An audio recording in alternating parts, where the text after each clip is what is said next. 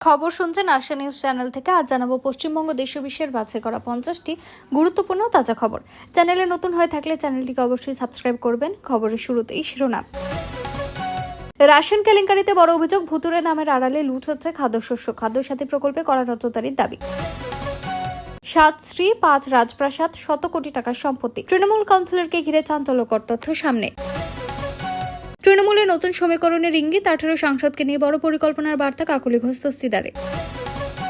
মমতার চিঠি নিয়ে ইউসুফ পাঠানের সঙ্গে বৈঠকের জল্পনা, অবশেষে মুখ খুললেন সৌরভ। তৃণমূল পার্টি অফিসে মশারি, বালতি সহ রহস্যময় সামগ্রী। শ্রীরামপুরে কাকা ভাইপো রাজনী, বিস্ফোরক অভিযোগ। ইউসুফ পাঠানকে সাংসদ পদ ছাড়তে বলেছিলেন সৌরভ। জল্পনার জবাবে স্পষ্ট অবস্থান প্রাক্তন অধিনায়কের। মোহামেডানের মাথায় 13 কোটি দেনা। হুমায়ুন কবিরের আগমনে কি বদলাবে ময়দানের রাজনৈতিক সমীকরণ? শওকত মোল্লাকে ঘিরে বিস্ফোরক দাবি এনআইএর। দুর্ঘটনার পর নির্দেশ গিয়েছিল তৃণমূল নেতার তরফে। চিংড়িঘাটার মেট্রো জট কাটাতে সরাসরি মাঠে নামছেন শুভেন্দু অধিকারী ও অশ্বিনী বৈষ্ণব। খাদ্যসাথী প্রকল্পে বড় শুদ্ধিকরণ অভিযান, তালিকা থেকে বাদ পড়তে পারে লক্ষ লক্ষ নাম। অনুব্রত মণ্ডলের বিরুদ্ধে নতুন অভিযোগ, বন্দুক দেখিয়ে ইট চুরির ঘটনায় দায়ের এফআইআর। অন্নপূর্ণা ভান্ডার প্রকল্পে নতুন নিয়ম চালু, আবেদনকারীদের 2 বার ফর্ম পূরণ বাধ্যতামূলক। ভারতে 3 লক্ষ কোটি টাকার মেগা বিনিয়োগের সম্ভাবনা, মোদীর সঙ্গে বৈঠকে আলোচনার কেন্দ্রে রবিন খুদা। দিল্লিতে বিক্ষোভে জনস্রোত, শিক্ষামন্ত্রীর পদত্যাগের দাবিতে আন্দোলনে সামিল সোনাম ওয়াংচুক। রেশন কার্ড নিয়ে খাদ্য দপ্তরের নতুন নির্দেশ, তালিকায় নাম না থাকলে পরিষেবা বন্ধ হওয়ার আশঙ্কা। দিল্লির যন্তর মন্তর আর শক্তি প্রদর্শন, ককরোচ জনতা পার্টির মহাসমাবেশ ঘিরে কড়া নিরাপত্তা, নজরে প্রশাসন। বাংলাদেশের সর্বোচ্চ রাম মূর্তি ঘিরে নতুন বিতর্ক, বুলডোজার চালানোর হুঁশিয়ারিতে বাড়ছে উদ্বেগ। 18 সংসদ দল ছাড়ার জল্পনা তুঙ্গে, রাজনৈতিক মহলে চাঞ্চল্য ছড়িয়ে তড়িঘড়ি দিল্লি পাড়ি অভিষেকের। বড়সড় পুলিশি অ্যাকশনের ইঙ্গিত, যে কোনো মুহূর্তে গ্রেপ্তার হতে পারেন খান স্যার, তদন্তে 3 বিশেষ দল। শিক্ষামন্ত্রীর পদত্যাগ ঘিরে উত্তেজনা, ডেডলাইন পেরোতেই দেশজুড়ে আন্দোলনের প্রস্তুতিতে আরশোলা বাহিনী। রাজ্য সরকারি কর্মীদের জন্য আশার বার্তা, ডিসেম্বরের মধ্যে বকেয়া ডিএ মেটানোর ইঙ্গিত। কংগ্রেসে বড় ভাঙন ধরালো তৃণমূল, মেখলিগঞ্জের পুরো প্রধানের দলবদলে নতুন রাজনৈতিক সমীকরণের জল্পনা। মেসির মূর্তি সরিয়ে নতুন চমক, এবার বাঙালির প্রিয় ব্যক্তিত্বের মূর্তি বসানোর ঘোষণা। সৌরভ বিশ্বাস গ্রেপ্তার হলে সামনে আসবে বিস্ফোরক তথ্য, দাবি ঘিরে জোর ছিল তৃণমূল চর্চা।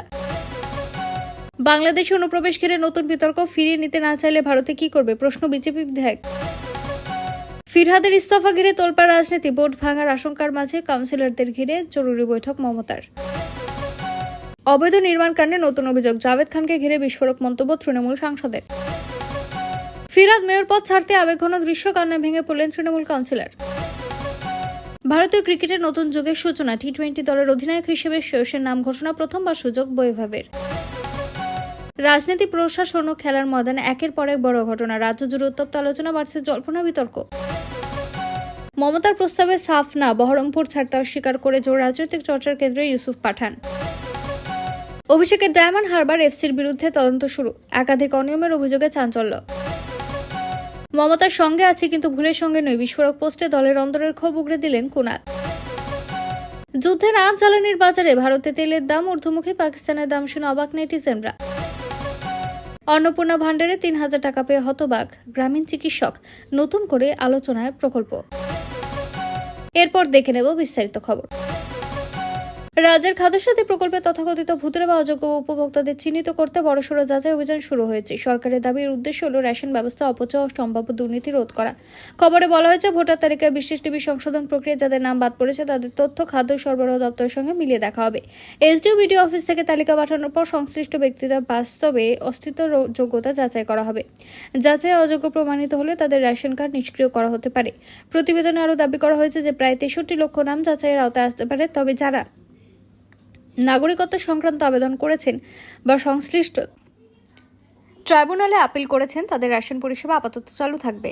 সরকারি সূত্রের উদ্ধৃতি দিয়ে প্রতিবেদনে বলা হয়েছে, খাদ্যসাথী প্রকল্পের মাধ্যমে বিপুল সংখ্যক মানুষ বিনামূল্যে রেশন পান এবং এই প্রকল্প চালাতে প্রতি বছর বিপুল সরকারি ব্যয় হয়। সে কারণে প্রকৃত উপভোক্তাদের তালিকা নিশ্চিত করতে সরকারি অর্থের অপচয় কমানোর লক্ষ্যে পদক্ষেপ করা হয়েছে। বাংলাদেশের সবচেয়ে উঁচু রাম মূর্তিকে ঘিরে নতুন করে বিতর্ক তৈরি হয়েছে। কিছু মৌলবাদী সংগঠনের মূর্তি অপসারণের দাবি জানিয়ে বুলডোজার দিয়ে গুঁড়িয়ে দেওয়ার হুমকি দিয়েছে। এর ফলে স্থানীয় হিন্দু সম্প্রদায়ের মধ্যে উদ্বেগ।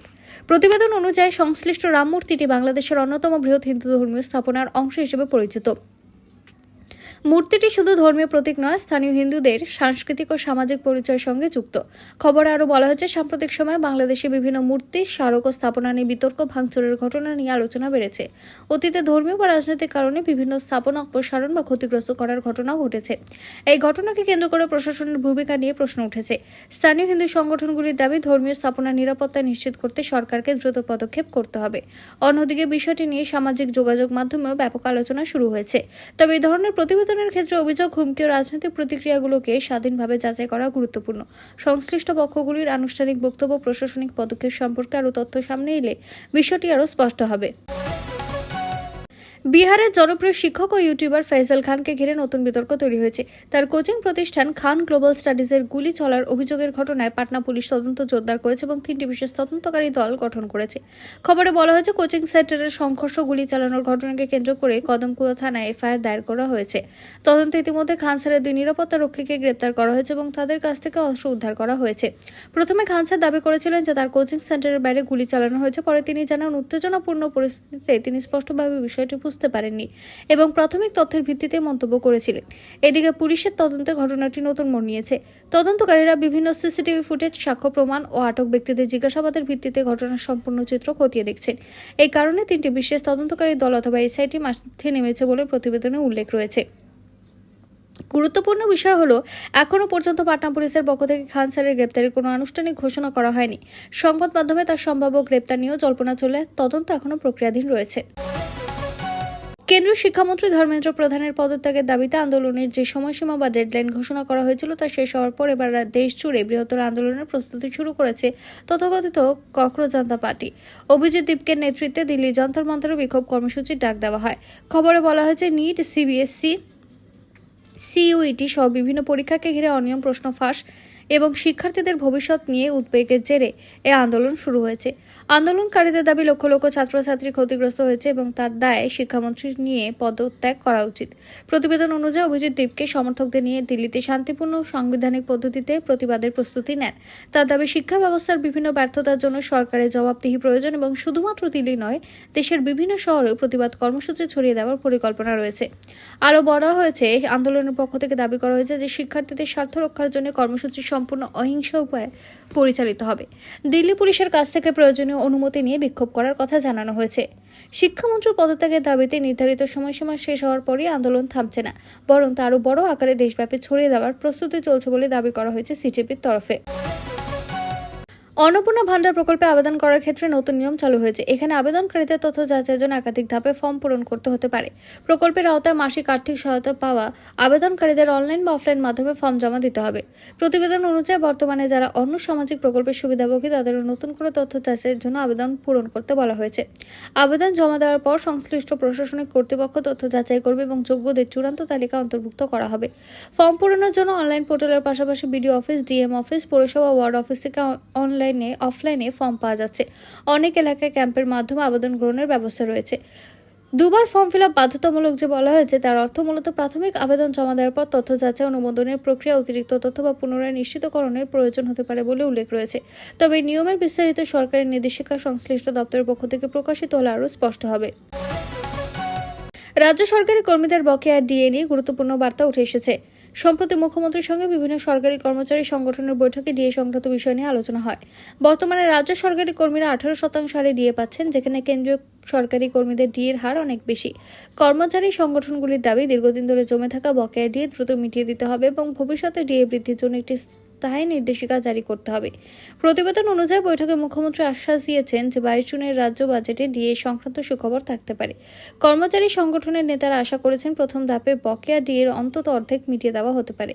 কনফেডারেশন অফ স্টেট গভর্নমেন্ট এমপ্লয়িজের সাধারণ সম্পাদক মলয় মুখোপাধ্যায়ের বক্তব্য অনুযায়ী, যদি 7ম বেতন কমিশনের সুপারিশ আগামী বছরের জানুয়ারি থেকে কার্যকর হয়, তাহলে আগামী ডিসেম্বরের মধ্যে পুরো বকেয়া ডিএ মিটিয়ে দেওয়ার সম্ভাবনা তৈরি হতে পারে।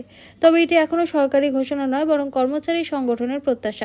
উল্লেখ্য, ডিএ নিয়ে আইনি লড়াইও চলছে। অতীতে সুপ্রিম কোর্ট অফ ইন্ডিয়া রাজ্যকে বকেয়া ডিএর একটি অংশ মেটানোর নির্দেশ দিয়েছিল। বাকি বিষয়গুলি নিয়ে আদালতের শুনানি ও প্রশাসনিক সিদ্ধান্তের উপর অনেক কিছু নির্ভর করছে।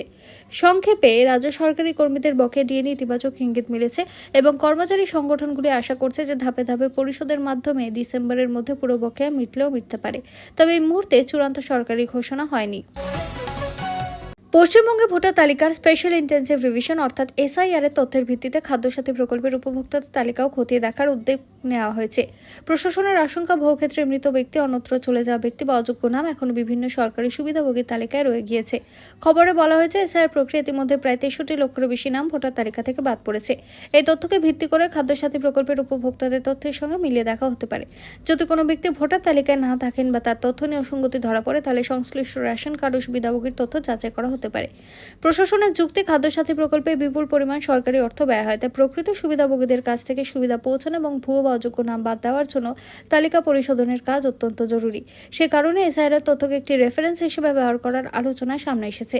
তবে গুরুত্বপূর্ণ বিষয় হলো, ভোটার তালিকা থেকে নাম বাদ পড়া মানে স্বয়ংক্রিয়ভাবে খাদ্যসাথীর সুবিধা বন্ধ হয়ে যাবে, এমন কোনো সরকারি ঘোষণা এখনো প্রকাশ্যে আসেনি। সংশ্লিষ্ট ব্যক্তিদের তথ্য পৃথকভাবে যাচাই করার পরে চূড়ান্ত সিদ্ধান্ত নেওয়া হবে বলে বিভিন্ন প্রতিবেদনে উল্লেখ করা হয়েছে।